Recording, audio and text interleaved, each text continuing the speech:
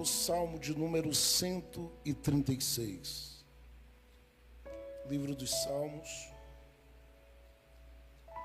É um salmo conhecido, Salmo de número 136.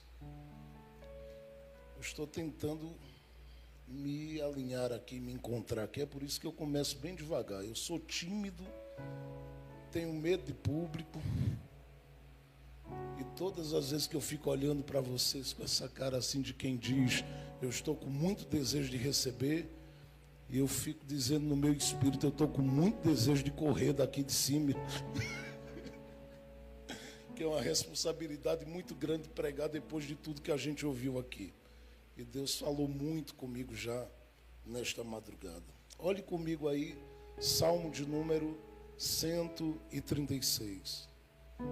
Eu quero que você observe o primeiro verso, depois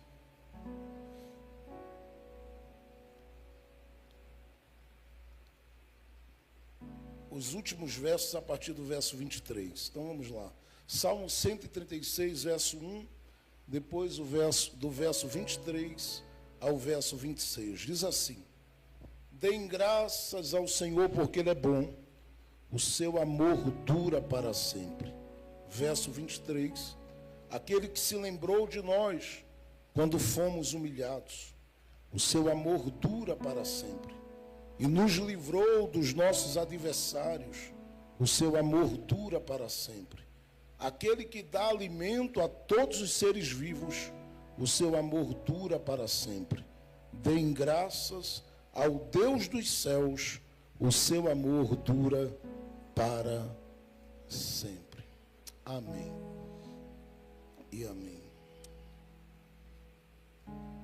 Esses dias eu fui pego de surpresa com um anúncio de uma série, e tem alguns atores que eu tenho muito carinho e gosto de ver atuar em filmes ou séries. E esses dias eu fui pego de surpresa com o anúncio de uma série que teria a atuação do Robert De Niro participando dela. E o nome da série é O Dia Zero. E quando eu ouvi o anúncio, eu fui tentar assimilar o que tinha a ver, ou qual era a proposta dessa série, com esse título, Dia Zero. E eu percebi, de forma muito simples e básica, que esse Dia Zero tem a ver com um tempo de ataque que não se espera, e tem a ver com uma situação para a qual não se tem resposta. Eu estou fazendo esse simples resumo nessas duas expressões apenas para fazer com que você entenda que a realidade propriamente dita, apresentada, e eu penso que tudo que está sendo apresentado como filme esses dias tem um tom apocalíptico e está avisando alguma coisa do que a gente está para viver daqui a alguns anos, mas a base praticamente dessa mensagem de um tempo de ataque do qual não se espera e não se sabe como defender, e desse tempo de coisas que acontecem e a gente não sabe como lidar, não sabe como responder. Eu penso que essa proposta, essa base, ela tem a ver muito com a realidade de vida de cada um de nós, de modo que eu percebi que aquilo que particularmente vai ser tratado na série, essa coisa de ser pego de surpresa, onde coisas entram de repente em uma situação de total descontrole, isso é uma realidade particularmente na vida de cada um de nós, como homens e mulheres que somos chamados para transitar nessa vida, lidando com as circunstâncias, algumas delas, que nos levam a viver essa experiência de um grande apagão. E eu sei que quando eu falo dessa ideia de um grande apagão, de um grande ataque, de uma situação ou outra que coloca a gente em profundo desconforto e sem saber como agir, o que fazer, como responder, e a gente às vezes não sabe nem de onde veio e como veio aquilo que chegou a nos atingir, a nos abalar, a nos desestruturar. E quando eu vinha pensando um pouco sobre isso, o Senhor falava ao meu coração que há muita gente que vive essa experiência do dia zero, esse dia em que as coisas, particularmente na história de vida da gente, foge do controle. E eu fiquei me perguntando por que isso veio ao meu coração. E veio justamente ao meu coração porque o Espírito Santo começou a me fazer entender que esse Salmo 136, diferente de qualquer outro salmo que você leia, ele é um salmo chamado de salmo congregacional.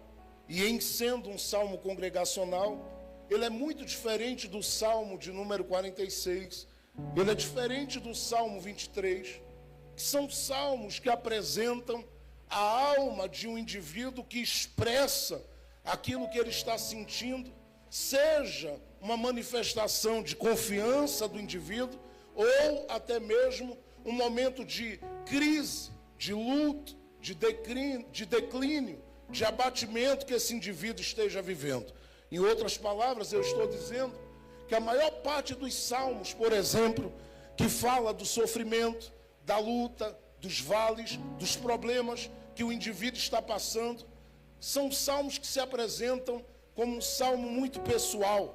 Este salmo aqui não.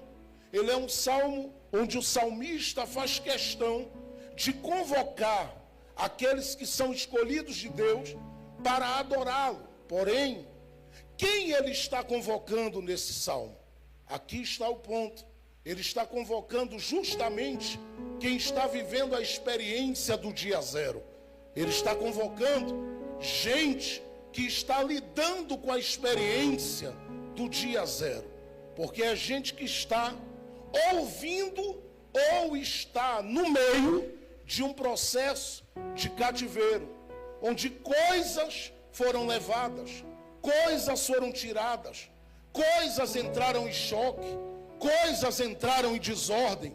E quando o salmista olha para estes, ele tem no coração dele o desejo de vê-los se levantarem, se erguerem, levantarem a voz e começarem a orar, a adorar. Mas ele identifica que por causa desse processo de investida, de ataque, que zera, que desequilibra, que desestabiliza este povo ou esta nação escolhida, acontece algo paralelo a isto ou a esta realidade. E o que acontece é que ele percebe que os que estão lidando com esse tempo de ataque inesperado, que estão totalmente vivendo esse tempo de desequilíbrio, eles esquecem tudo aquilo que eles já viveram, experimentaram, sentiram e desfrutaram da graça e da glória de Deus na vida. Logo, é apagado da memória deles qualquer ideia de Deus. Se você chegasse para estes, para quem o salmista está se referindo aqui como aqueles que devem vir adorar a Deus, e perguntasse quem é Deus, eles nem lembravam. Viveram um apagão, um processo, até mesmo alguém poderia dizer, de grande amnésia, um esquecimento total do que era altar, do que era sacrifício, do que era vida com Deus, do que era um relacionamento profundo em Deus, do que era uma vida cheia de ânimo e da graça de Deus. Logo, como eles esquecem, o salmista percebe que eles estão no meio de uma situação como que perdidos, desorientados, sem saber para onde ir, o que fazer, como fazer e de que jeito fazer para saírem do meio desse buraco existencial. E quando eles estão lidando com esse momento totalmente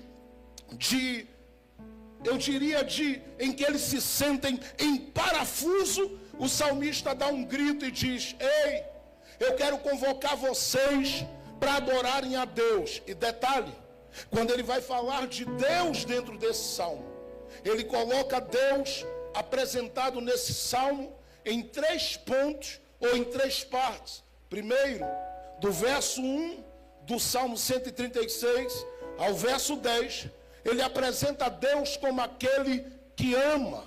Do verso 11 ao verso de número 23, ele apresenta Deus como aquele que livra, como aquele que protege, como aquele que guarda. Do verso 24 em diante, ele começa a apresentar Deus como Deus que é um Deus provedor. E quando ele apresenta a Deus dessa forma, ele faz questão de dizer àqueles que ele está chamando para adorá-lo 2 coisas. Primeiro, que o Deus que ele está convocando estes tais que estão vivendo o dia 0 para adorar, é um Deus, olhe bem para cá, é um Deus que ele diz e faz questão de dizer, é um Deus que sabe entrar, trabalhar, se revelar. Em outras palavras, ele também diz, chegar na hora em que esses apagões ou esse apagão acontece na vida daqueles que ele escolhe. E ele faz questão de dizer, ei, eu quero dizer a vocês que eu estou chamando vocês para adorarem um Deus que tem uma história com vocês. E eles ficam olhando e dizendo, e quem é esse Deus? Quem é este que você está apresentando?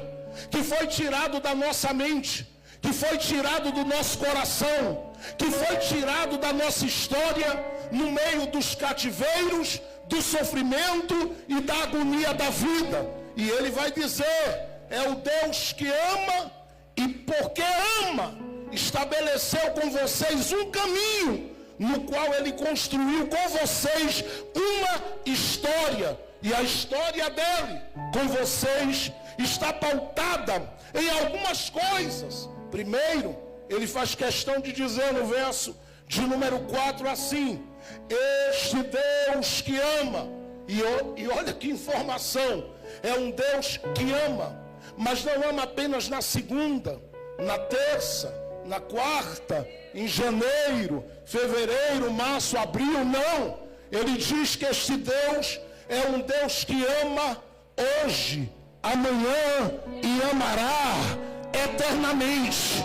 Isso era para fazer você dar glória a Deus, mas eu vou lhe dar a informação novamente para ver se você se alegra. Ele está dizendo que este Deus não ama de forma limitada, não ama a conta-gotas, não ama como quem pinga amor aqui e ali, não, ele ama de forma abundante, ele ama de forma derramada, ele ama de forma ilimitada. E quando ele diz que esse Deus é o Deus que ama, ele diz, ele ama, e por isso tem construído com vocês uma história. E alguém poderia dizer, eu adoro a Deus se você me provar que tipo de história Deus tem comigo. E o salmista vai falar no Salmo 136, no verso de número 4, ele diz assim, ao único Deus que faz grandes maravilhas. Pare um pouco e atente bem para mim. Olha o que ele diz, ao único Deus que faz grandes maravilhas. Eu vou dizer de novo, ao único Deus que faz grandes maravilhas. Sabe o que é que ele está informando? O Deus de vocês tem com vocês uma história. E essa história é uma história não de pequenas coisas, mas de grandes coisas. Porque as obras dele e o que ele tem realizado em vocês, por vocês, a partir de vocês, através de vocês, com vocês, são obras maravilhosas. Escute, se alguém perguntasse, e qual é a obra maravilhosa que ele operou? Ele vai contar dentro do próprio Salmo, dizendo assim, ele agiu quando vocês estavam cercados e quase que sendo mortos e anulados, ou tendo a sua existência anulada pelas mãos de Faraó. Faraó queria acabar com vocês, Faraó queria detonar vocês, mas este Deus que ama, ele foi lá com a mão forte dele e arrancou vocês de lá. O Deus que ama, ele foi lá e ele entrou fazendo grandes sinais para arrancar vocês de lá.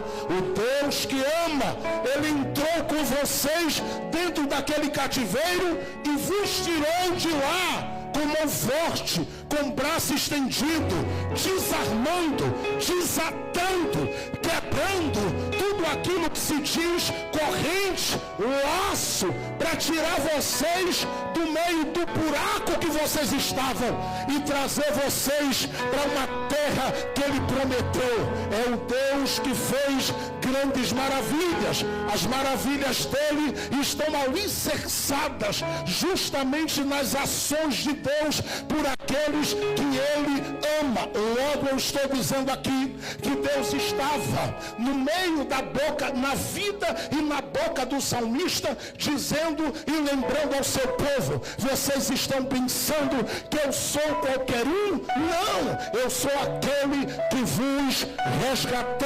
E deixe-me perguntar aqui, quem tem a certeza que foi resgatado por Deus? Levante a mão e dê glória a Deus comigo aqui. Isso, fique com a mão levantada por um minuto. Só aqueles que sabem e têm a convicção de que foram resgatados. Neste resgate houve perdão. Diga amém por isso. Neste resgate houve reconciliação. Diga glória a Deus por isso. Nesse resgate houve proteção. Diga glória a Deus por isso. Nesse resgate houve uma ação de Deus salvadora na sua vida. Para onde você ia, aonde você estava, nas mãos de quem você estava, você era para estar morto.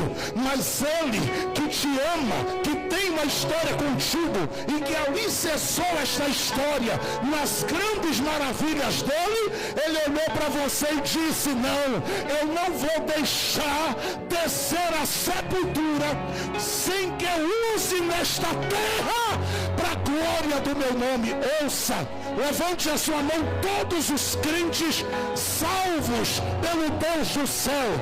Erga as mãos por um minuto só. Quem pode abrir a boca para dar glória bem alto, eu vou lhe dar alguns minutos para você glorificá-lo e agradecê-lo, porque a história dele com você é uma história de maravilhas, a maravilha da salvação, a maravilha da misericórdia que te alcançou, a maravilha da reconciliação, a maravilha do perdão, a maravilha de ter te tirado das mãos de Satanás e dito para ele: ela tem dono, ele tem dono. Levante a mão quem pode adorar. De olhos fechados aqueles que podem. Comecem a adorar o Deus que faz grandes maravilhas. Fique com a mão levantada. Fique com a mão levantada. Fique com as mãos levantadas. Mas abra a boca para agradecer. Porque ele tem feito maravilhas na sua vida. Eu vou dizer de novo, ele tem feito maravilhas na sua vida. Eu vou falar novamente com você. Ele tem feito maravilhas na sua vida. Eu vou falar mais uma vez, porque eu estou sentindo que ele está tomando a minha boca neste momento. E ele está dizendo: avise alguém que o que eu fiz até aqui ainda é pouco diante do que eu ainda vou fazer. Porque há maravilhas de Deus operando sobre a casa, sobre a vida daqueles que Ele resgatou. Ele te resgatou. Isso foi uma obra maravilhosa. Ele te colocou debaixo da proteção dEle. Isso é uma obra maravilhosa. Eu vou continuar. Ele colocou o Espírito Santo dEle dentro da sua vida. Não, eu vou dizer de novo para você gritar. Ele colocou o Espírito Santo dEle dentro de você. Por que você não pode nessa vigília ficar calado? Porque Deus que fez e tem feito coisas maravilhosas, Ele pegou o que Ele tinha de melhor no céu e plantou dentro da sua alma e do seu coração. Essa primeira parte é uma parte que parece tão simples e que a gente conhece tanto, mas que vai ficando perdida diante de algumas coisas que aos nossos olhos têm valor. E a gente diz: eu quero isso, eu quero viver isso, quando na verdade o que você já tem, o que você já vive, o que você já experimenta, já é algo grandioso.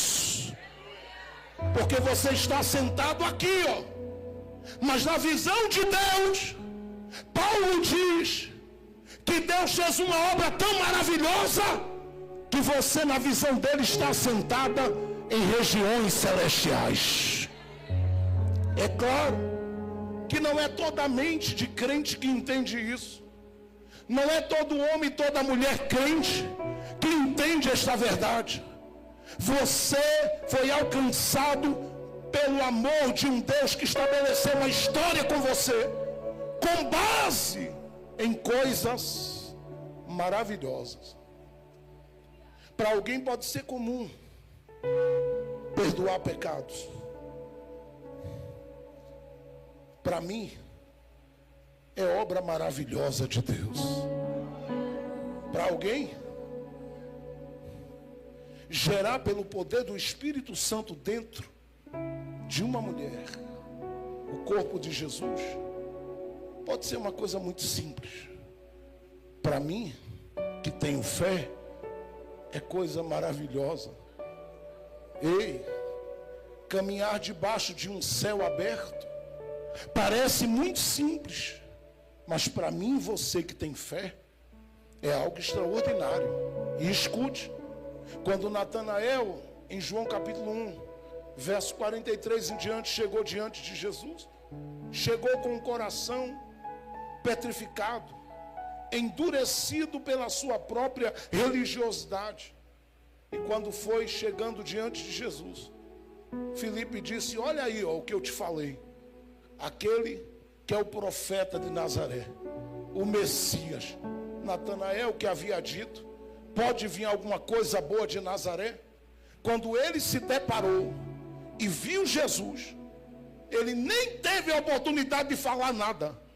Jesus, olhando para ele, disse assim: ei, eis aí um verdadeiro israelita, que não tem mancha no caráter. Ele olhou e disse: de onde você me conhece? Ele não sabia que com ele Jesus já tinha uma história. Ele não sabia que estava coberto por um amor que o cercava e que iria trazê-lo para perto. Escute, Jesus disse: antes que ele te chamasse, eu te vi. Eu vou dizer de novo, porque a gente conhece tanto o texto que a força do texto, ela fica escondida, se perde. Mas eu vou falar de novo. Olha o que ele diz: antes que Filipe te chamasse, Natanael, ou Bartolomeu, como você queira chamar, eu te vi, estando tu debaixo da figueira. A Bíblia diz que Natanael se prostrou diante dele e disse: tu verdadeiramente és. Eita, Jesus está descendo aqui.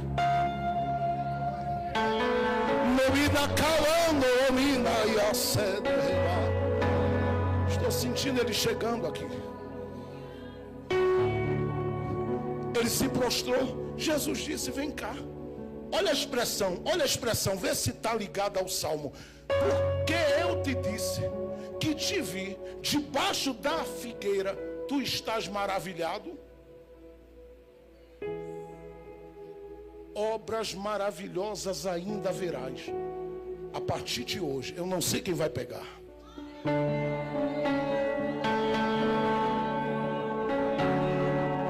Verás, era para levantar a mão, eu vou voltar para cá para dizer de novo. Eu não sei quem vai pegar, mas eu vou profetizar. Olha o que é que Jesus disse, recebe também. A partir de hoje, eu já lhe entreguei mistérios. Eu já lhe usei nos meus mistérios. Não me dá calando, não me diante, minha da catando. Eu já te abri portas. Eu já movi a sua vida naquele lugar. Tirei pedras do teu caminho. Eu já movi a tua vida naquele lugar. Tirei os impedimentos do teu caminho.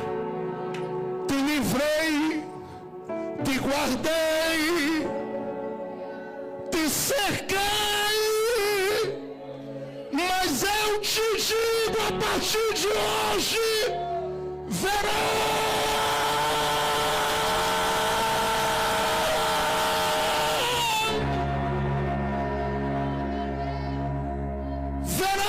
os céus abertos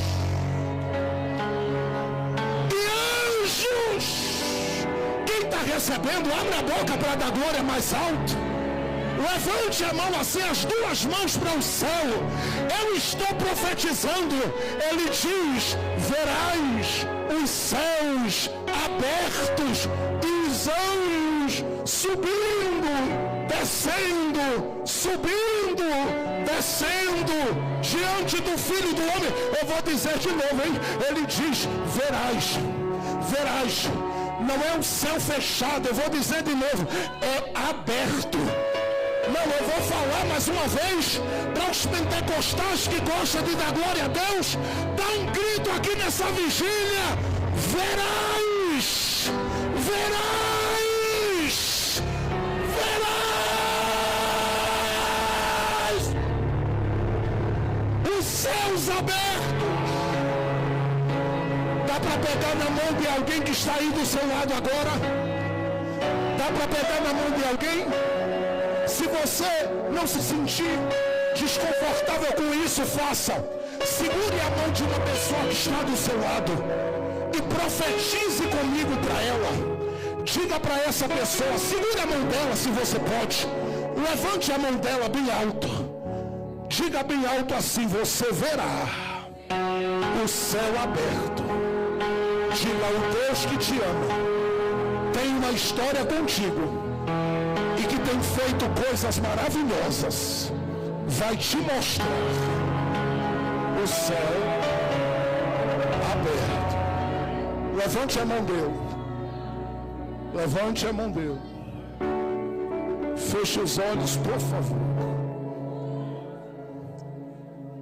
Demenecando no banoianas.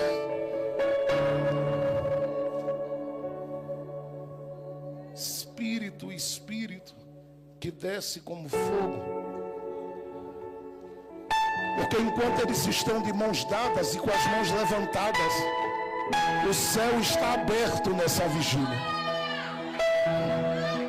E enquanto Deus te usa ministrando dessa forma gloriosa através do instrumental, o vento do Espírito de Deus soprará sobre esta casa dentro de alguns minutos.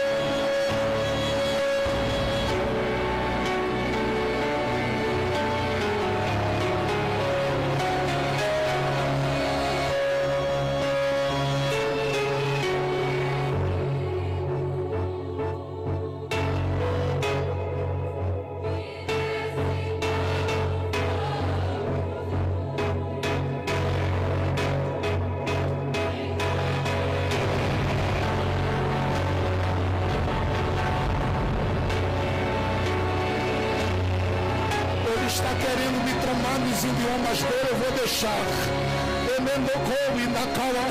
Abra a boca para dar glória. Jesus está aqui.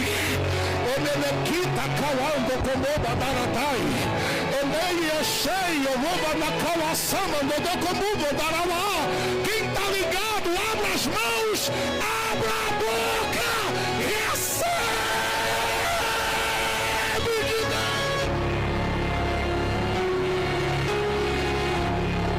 Se eu fosse você, eu não ficava parado no meu lugar. Eu já tinha dado um pulo da cadeira, já bati o pé no chão. Quem está debaixo de um céu aberto, abre a boca para adorar.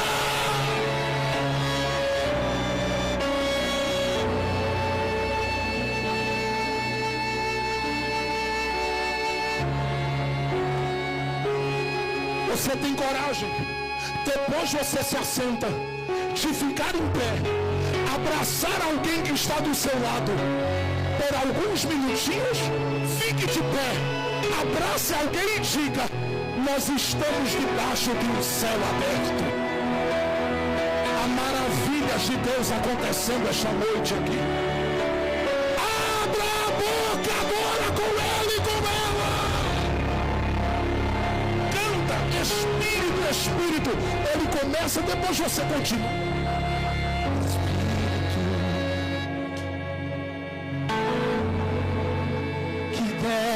Como fogo, vem como em Pentecoste e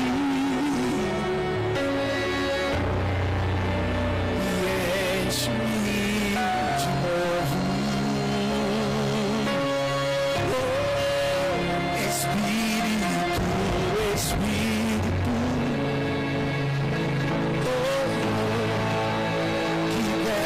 como fogo, vem como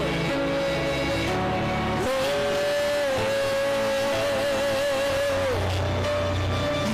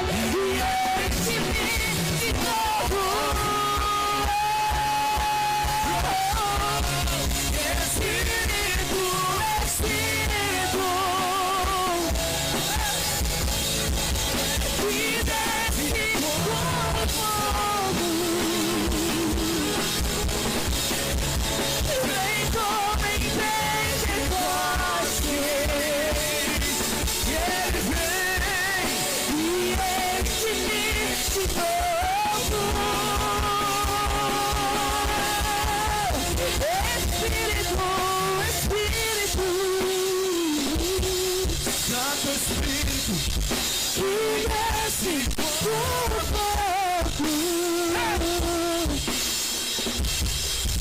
vem como em Pentecostes e enche-me de novo. Espírito, Espírito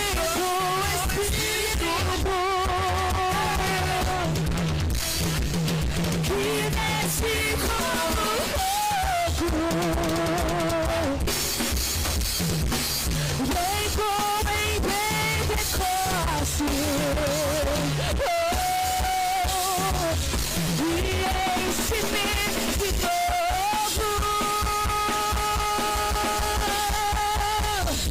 Espírito de Deus.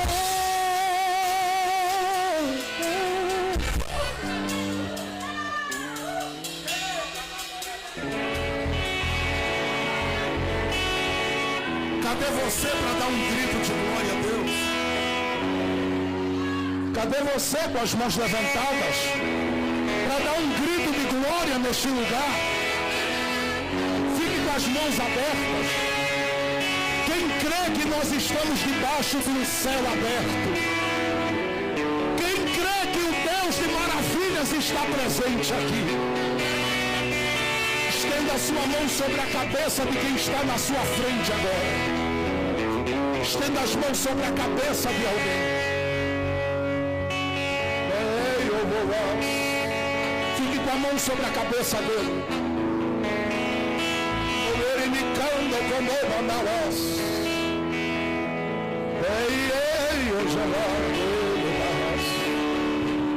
Era para você estar mergulhado agora.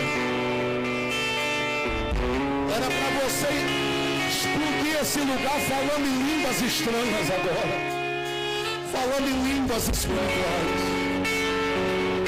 Comece a orar em línguas aonde você está.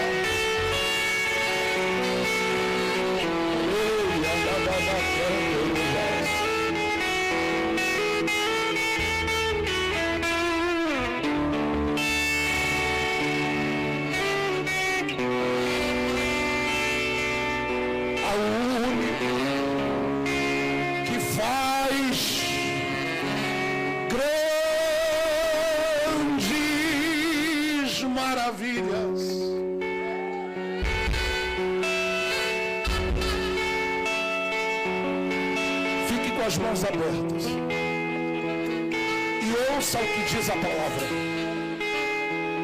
É o Deus que ama,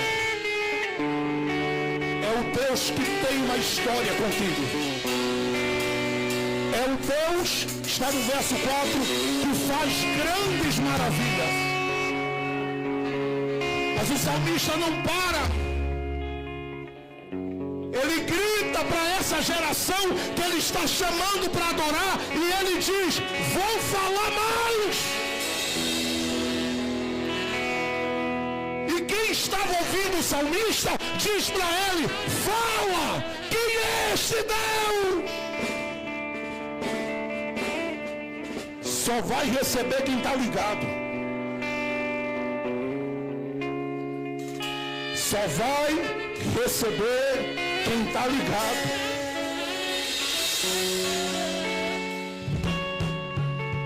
Ele diz assim, verso de número 24: eu vou falar, aquele que se lembrou de nós.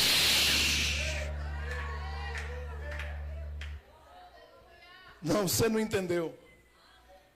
Porque se você entendesse, agora você gritaria mais alto. Olha, eu estou falando do Deus que ama, do Deus que tem uma história contigo, do Deus que fez e tem feito maravilhas na tua vida. Mas ele não para aí. O salmista diz: sabe, eu estou chamando esta geração para adorar o Deus que tem memória. Detalhe, ele não esquece de nada. Isaías 49, verso de número 15. Isaías diz: pode uma mãe esquecer-se do filho que ainda mama? O Senhor diz: todavia, eu não me esquecerei de ti. Escute, Deus não esquece de nada. O Salmo 139 diz que Ele é o que conhece tudo e todas as coisas ao nosso respeito. Mas por que o salmista está dizendo que ele se lembrou? Olha para cá. Quem está comigo aí, diga um amém bem alto. Olha para cá. Por que o salmista está dizendo que ele se lembrou?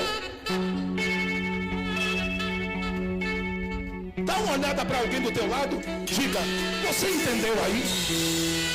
Pergunta para ele: você entendeu aí? Diga: o Deus que não esquece está dizendo que se lembrou.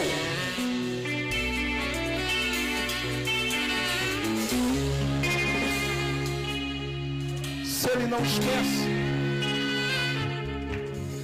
por que o texto diz que ele está se lembrando? Porque isso aqui, ó, olha para cá, tem a ver com duas coisas. Primeiro, com o tempo. Vou repetir. Isso aqui tem a ver com o tempo. Que tempo, pastor? O tempo que Deus estabeleceu para fazer o seu povo estar aonde Ele queria que o seu povo estivesse. Isso aqui é muito sério, porque desde Gênesis 15, diga Gênesis 15, bem forte, diga Gênesis 15. A Bíblia diz que Deus falou com Abraão e disse: olha, eu vou resgatar a tua geração, vou resgatar a tua descendência de um forte cativeiro. Você não estará vivo, mas eu os colocarei no lugar que eu quero. E eu já estabeleci o tempo. E ainda que os adversários não queiram, a porta que eu estou dizendo que vou abrir já está aberta. Segundo, o salmista está dizendo que Deus é o Deus que se lembrou, porque ele está falando aqui de um Deus que marcou a hora de cumprir as suas promessas.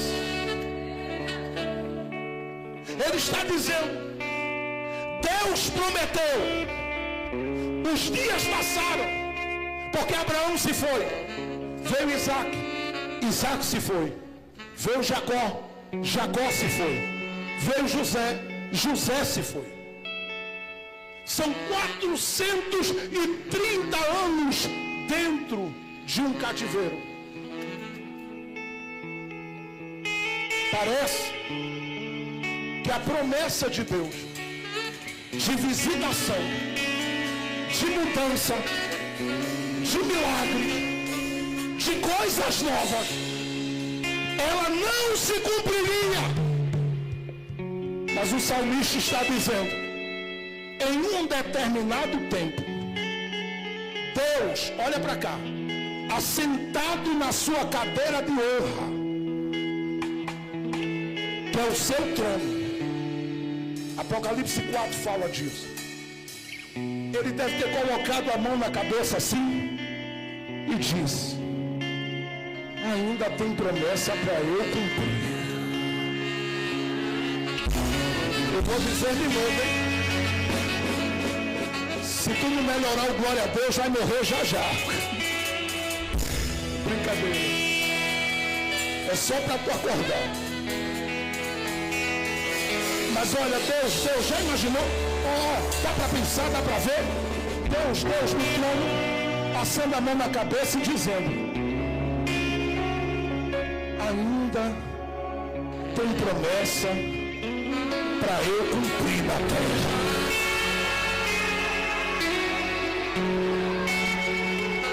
Alguém na terra gritou: aqui no meu território o Senhor não vai cumprir promessa nenhuma.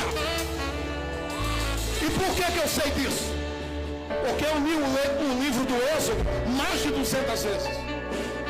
E todas as vezes que eu li o Êxodo, eu vi Faraó dizendo assim: mate todas as crianças de 0 a 2 anos. Por que ele queria matar? É que ele não queria que Deus descesse para cumprir promessa. Aí ele pegou umas parteiras e disse assim: vai lá. Quando nascer, mata ou entrega para a morte. Aí as parteiras disseram assim: não deu certo, Faraó. E ele disse: por quê? Elas disseram: toda vez que a gente chega, o menino já desapareceu.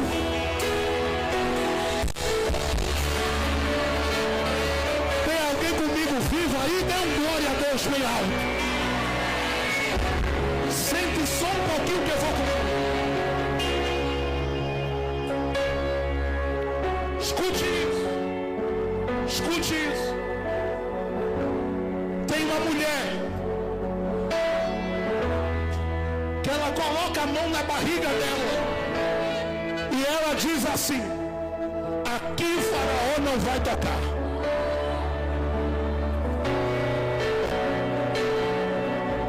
Vou dizer de novo. Ela coloca a mão no ventre e diz, na barriga dela, e diz: aqui o Faraó não vai tocar. Ela gera Miriam, ela gera o Arão. Mas quando surge o Moisés, a linha da vida estava por um fio.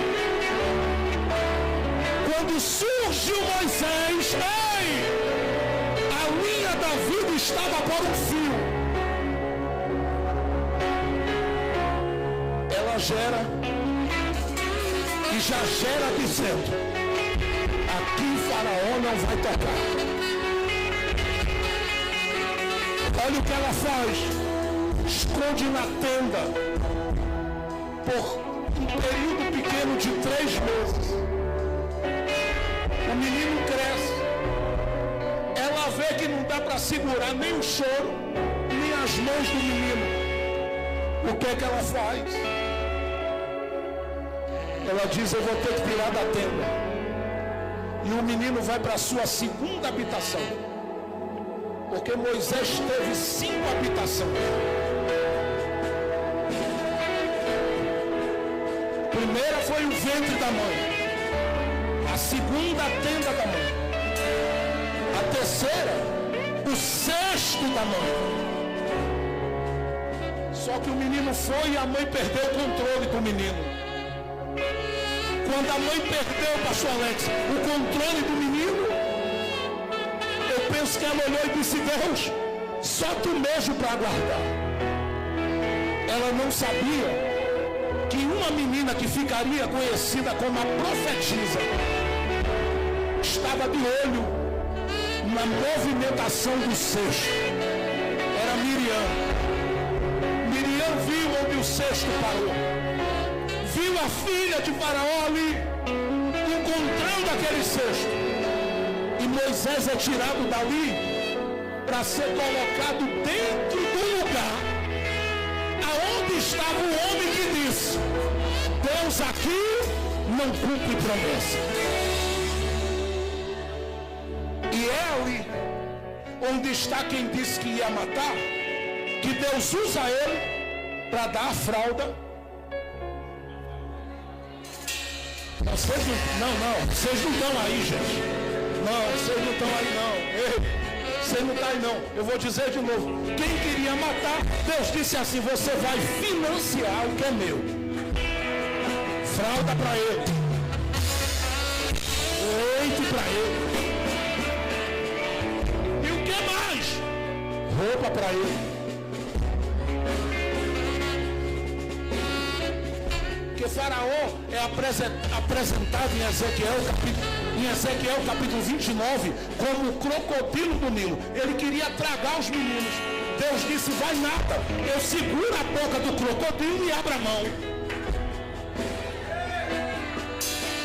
A coisa mais pesada da vida de Moisés foi Faraó que fez, junto com a filha.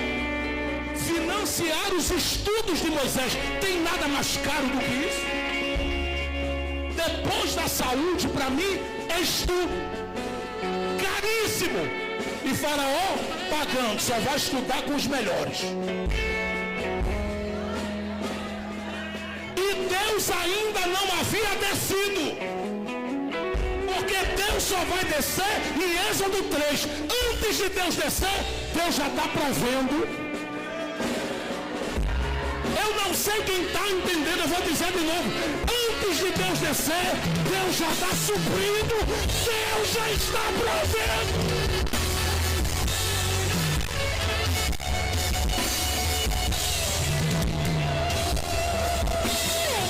Imagina Moisés, olha a expressão da Bíblia: educado em todas as ciências do Egito. Ele não colocou Moisés só para estudar medicina. Todas as matérias possíveis, todos os cursos possíveis foram pagos por quem disse que ia matar. E Deus ainda não tinha descido. Deus permitiu um rebuliço, você sabe, tirou Moisés de dentro do Egito, trouxe para o deserto, colocou para tomar conta do rebanho de Jetro. E Deus agora diz: eu vou sair do trono um pouquinho. Eu penso que lá em cima, isso aí é apenas a cabeça de um pregador pensando. Os seres angelicais vendo o grande se movimentar, devem ter olhado e dito: ó Santo, Eterno, grande Yahvé, vais para onde? E ele diz: vou visitar um deserto.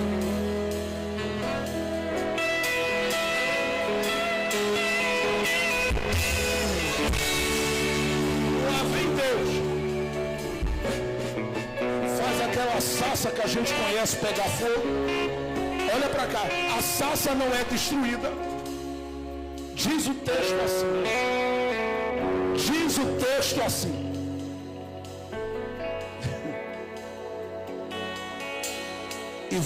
E viu Moisés aquela sarça, se aproximou. Você conhece a história. Deus disse: tira as sandálias aí para a gente conversar. Aí ele tira.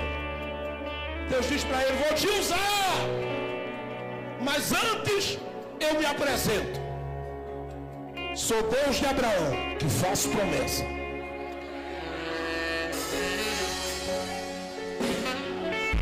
Sou Deus de Isaac, que cumpre promessa. Sou Deus de Jacó, que sustenta a promessa. Porque quando o homem não aguenta ou vacila, é Deus quem diz: deixa que eu seguro.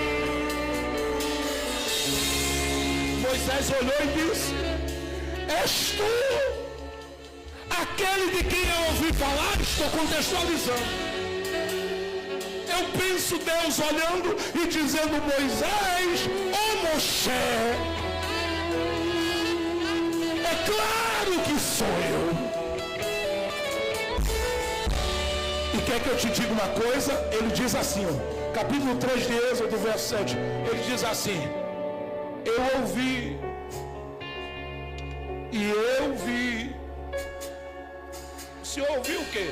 Eu ouvi Faraó dizendo que ia matar as promessas.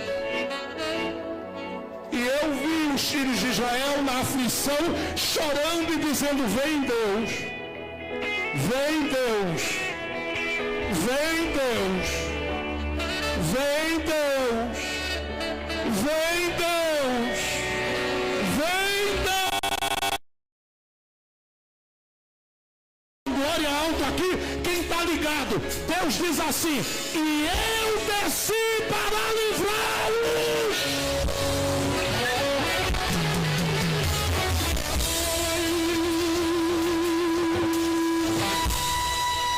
Livrá-los aqui eu desci para movê-los, para viverem o que eu prometi muito antes deles nascerem. A pergunta é: quem vai segurar se Deus desceu?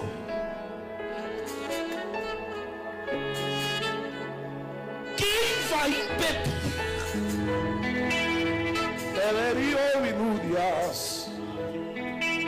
Sim, Espírito Santo, eu estou ouvindo.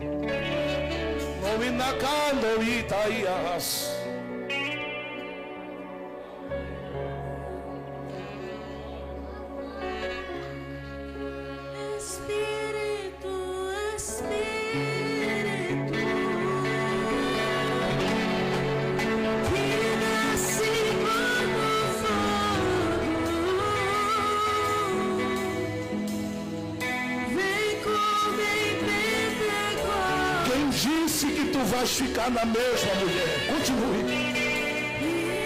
Quem disse que tu vais ficar na mesma situação? Deus fala contigo, mulher, e te diz: descansa teu coração, porque eu desci para fazer.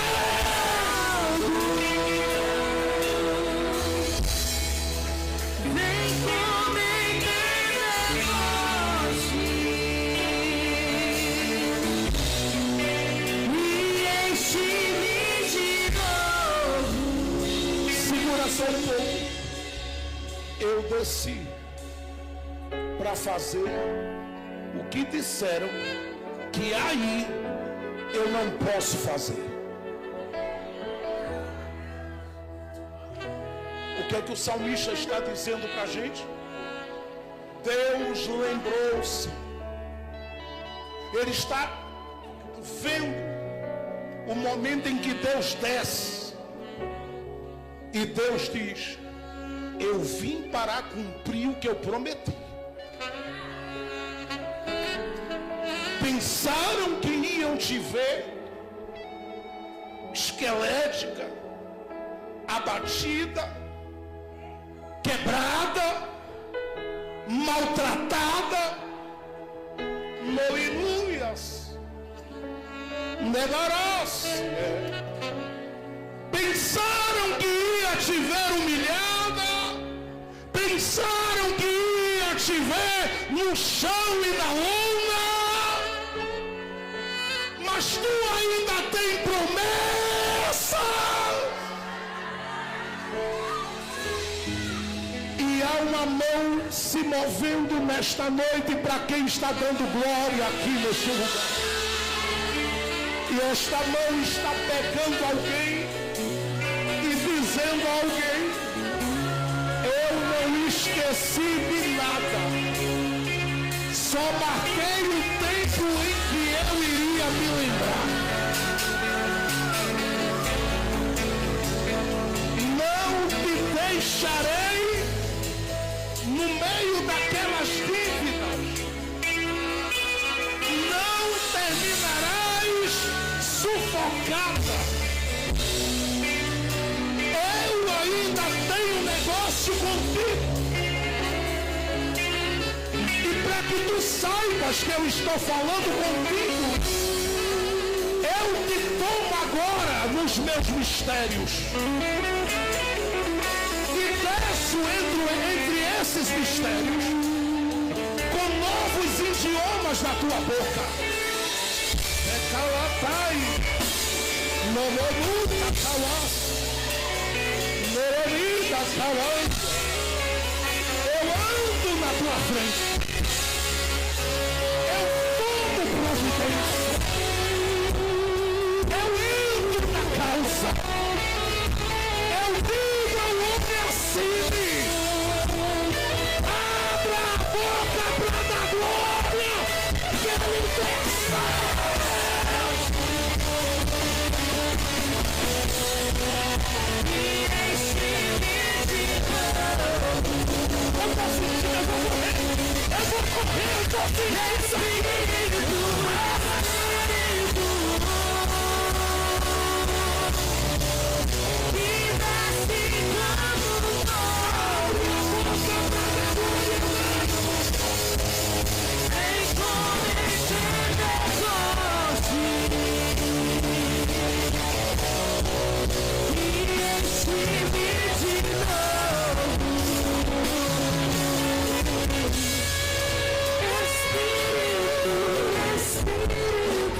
Toda a igreja com a mão levantada, cante bem alto.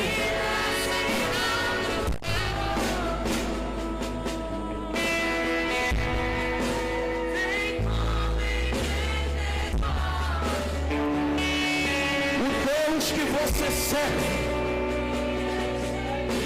é um Deus que tem memória. Deus tem memória, pastor.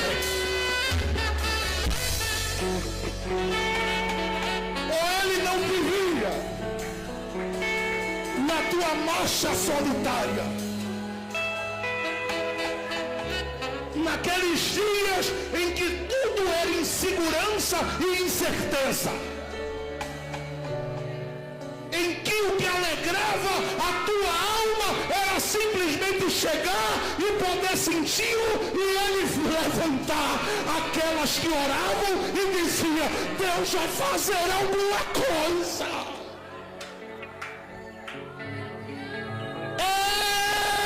Ele não esqueceu. Numinanda Catanumborobu Badaradai. Pastor Daniel, coloque a mão no coração do pastor Alex aqui. Porque o Deus que tem memória está dizendo para ele: continua tudo de pé. Quiseram cancelar, quiseram rasgar o papel, mas ele te cercou, porque antes que alguns homens chegassem na tua vida com a ideia de quem ia te ajudar, ele já tinha te encontrado lá atrás e tinha dito: és meu e eu vou fazer.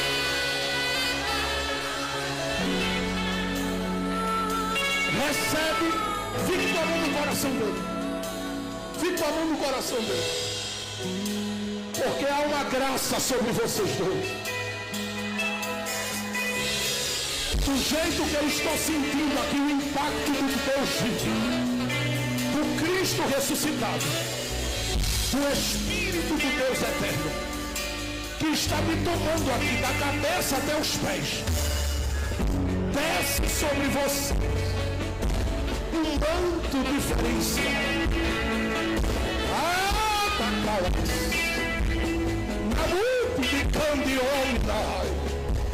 A uma unção sendo dispensada agora, mas é uma unção tão pesada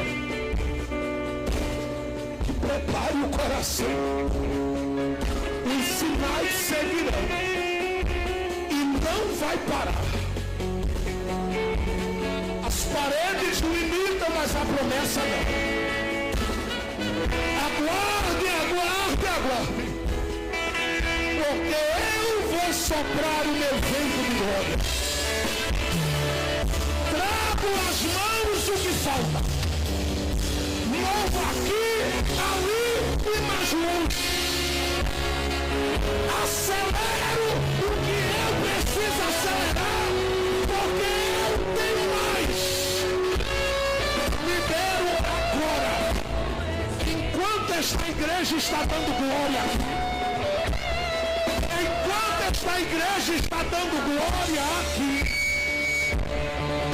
enquanto esta igreja está adorando aqui, essa nação está descendo agora. Recebe. E o que desce sobre vocês está tomando conta de quem está perto aqui agora.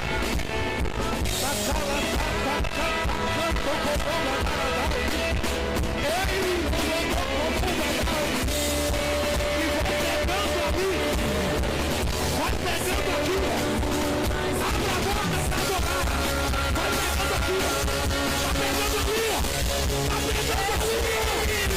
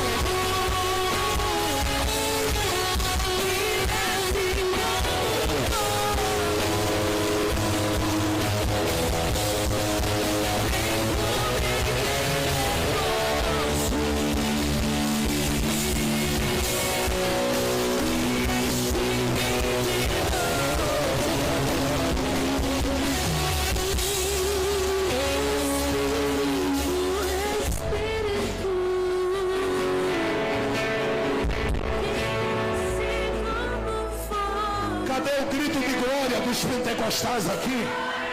Cadê o barulho de glória desta igreja? Dá para aplaudir e glorificar a Jesus?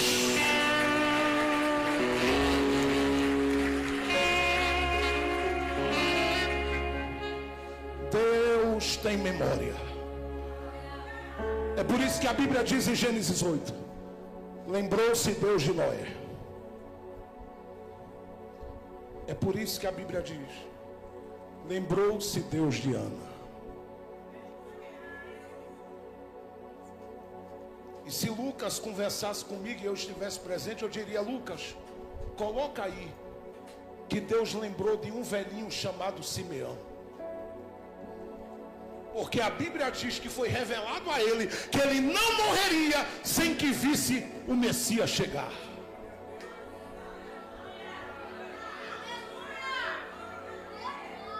Eu vim avisar esta noite aqui aos demônios que estão pairando por aí ao derredor.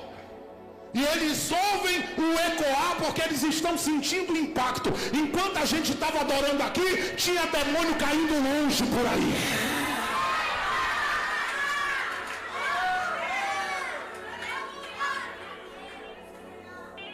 Eu vim na força do meu Senhor dizer bem alto: Deus vai segurar quem tem promessa com mão forte.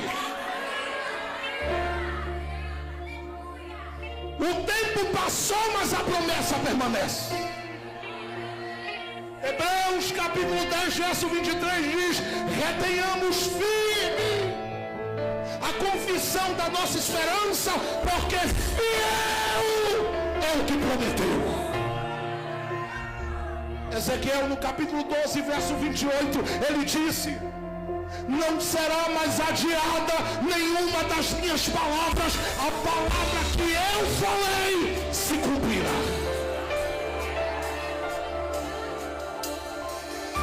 Em Isaías, no capítulo 14, ele diz: assim como eu pensei, acontecerá. Esse é o momento que a minha timidez vai embora. Porque é a hora que o Espírito Santo diz: você não pode, mas eu posso.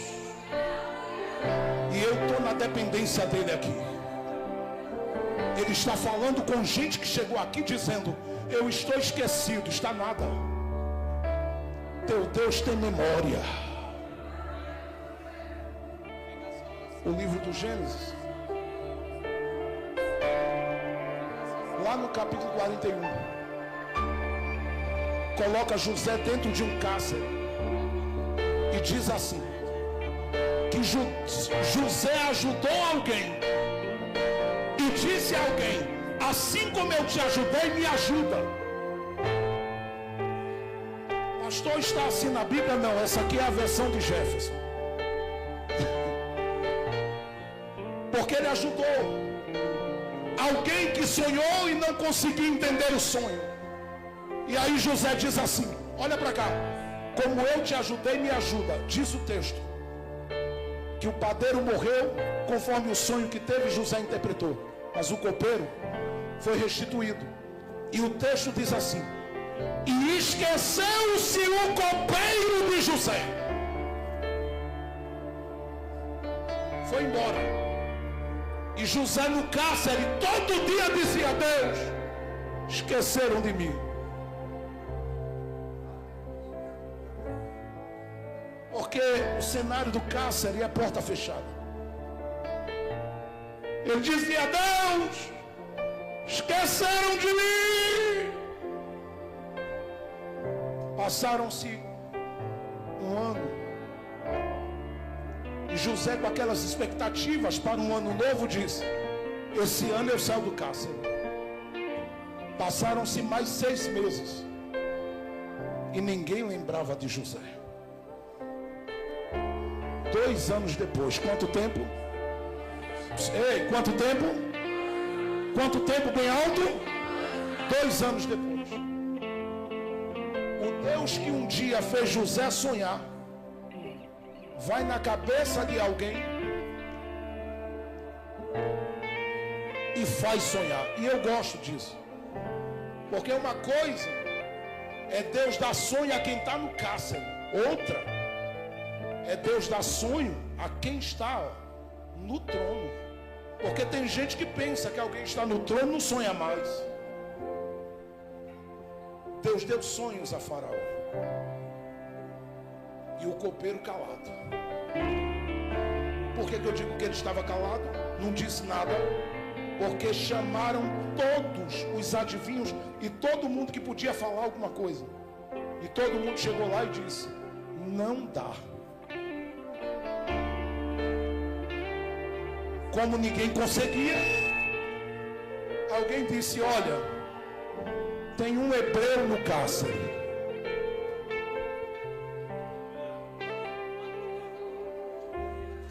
E ele pode.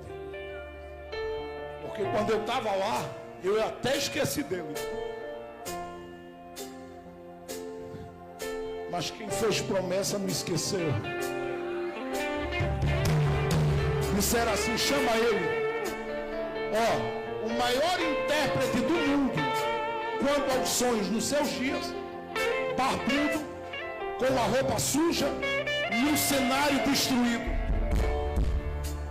Alguém diz, vai sair daí, mas não vai sair desse jeito.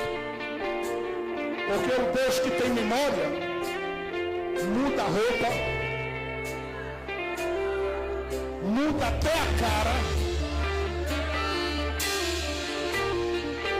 Um dia eu falei isso, alguém disse assim, pastor, a minha é feia, Deus não muda. E eu dei risada com essa pessoa, porque o Espírito Santo me lembrou de João 9, quando Jesus curou o cego de nascença. E o milagre que Jesus fez na vida do cego só foi abrir os olhos. Mas quando olharam para ele, disseram, será que é ele? Deus muda até a cara.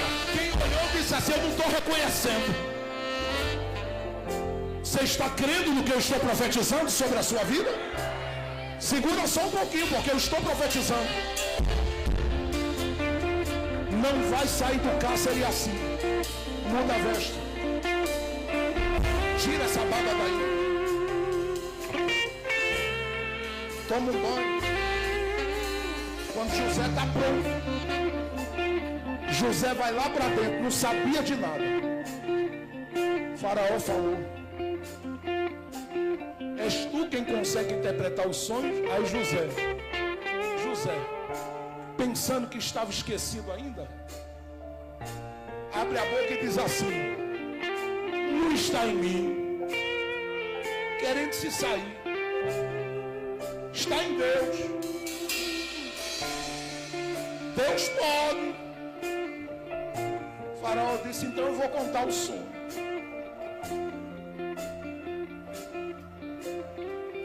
E quando o sonho é contado, José para. E é aqui, ó, que eu estou terminando. Deus faz com que José saiba que Deus se lembrou dele. Porque olha para mim, o que era para faltar aqui, ó, Deus encheu aqui. Escute, vou dizer de novo, hein? O que era para faltar aqui, Deus encheu aqui. Escute o que eu estou lhe dizendo, porque tem gente nessa terra, eu sei, que não acredita nessas coisas. Mas a hora que Deus quiser tocar a tua mente, Ele vai abrir coisas que você nunca imaginou que Ele te capacitaria para isso. Eu vim te avisar que Deus tem memória. O salmista diz, aquele que se lembrou de nós. É este que eu estou convidando essa geração para adorar. Porque quando nós estávamos, olha para cá, numa situação que parecia impossível sairmos dela, foi Ele quem nos tirou. E Ele diz, com outras palavras, isso aqui. Foi Ele quem proveu tudo o que nós precisávamos. Eu vim parar aqui esta noite, porque enquanto eu estava vindo para cá, o Espírito Santo dizia ao meu coração, diga a alguém que eu ainda estou lembrado.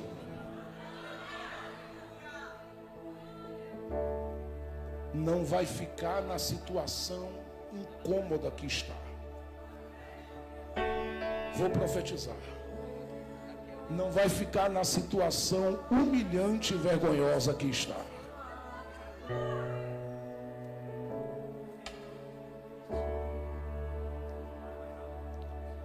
Eu estou ouvindo a voz do Espírito Santo. Ele está tirando alguém de dentro de uma situação humilhante. Está dizendo a alguém, o tempo passou, mas a promessa que Ele fez, ela continua firme sobre a sua vida. Pode ter se passado 38 anos de espera, como no paralítico de João 5. Mas Deus ainda tem memória. Eu gosto do que Ele diz no livro do profeta Isaías, no capítulo 51, verso 14. Ele diz assim, o exilado cativo depressa será solto, não morrerá na caverna. E ele diz assim, o seu pão não lhe faltará, porque ele tem memória. Curve sua cabeça e feche os olhos por alguns minutos, porque nós já vamos orar daqui a pouco.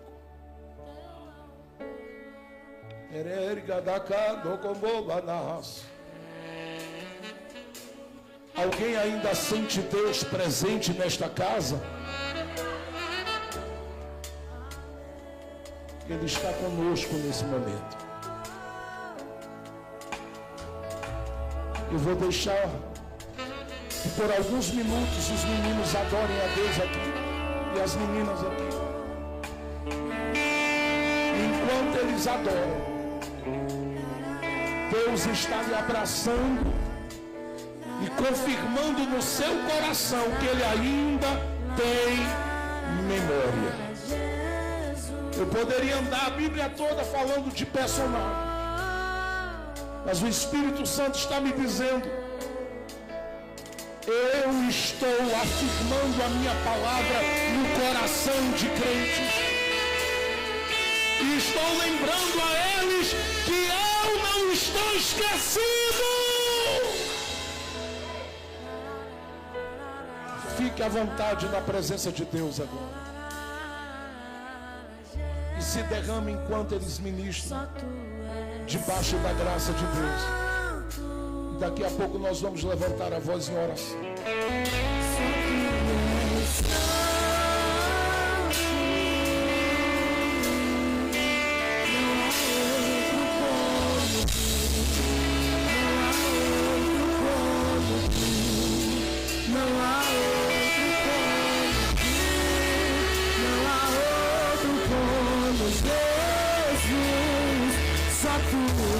Santo,